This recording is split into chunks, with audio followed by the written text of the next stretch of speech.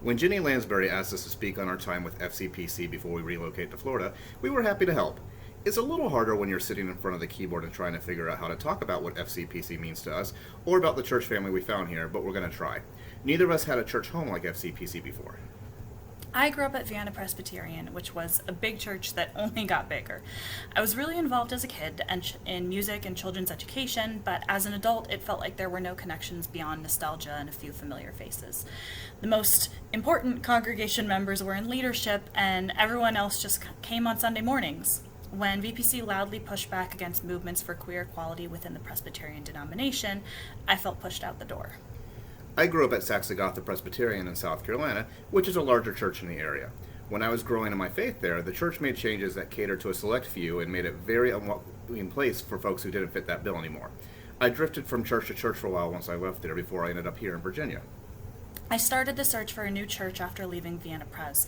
At FCPC, I found a church that was in alignment with my beliefs, that worked actively to further missions in many areas, despite its small size, and was immediately welcoming to me. When I met Alan and found that he didn't have a church home, I was thrilled that he wanted to come and see why I liked FCPC so much. Our experiences in FCPC were quickly different from our experiences in previous churches. At FCPC, we didn't just attend, we actively participated in many aspects of church life. In most cases, we were personally recruited by church members who were overflowing with enthusiasm about their work.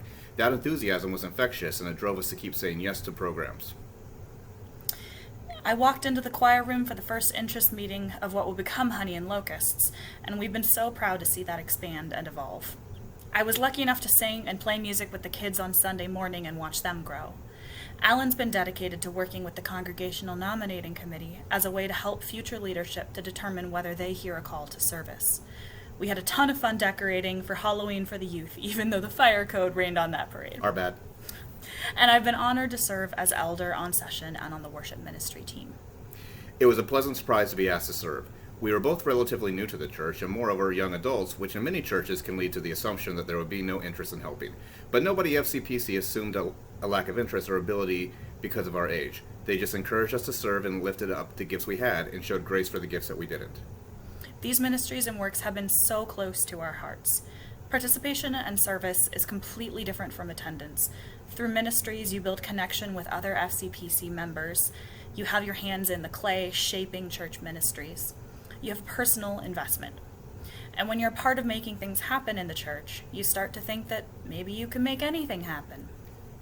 As we set off on this new adventure, we're sad to be leaving FCPC, but we're grateful for the home we've had here. We're hopeful that we'll find as loving of a church home in Florida as we have here.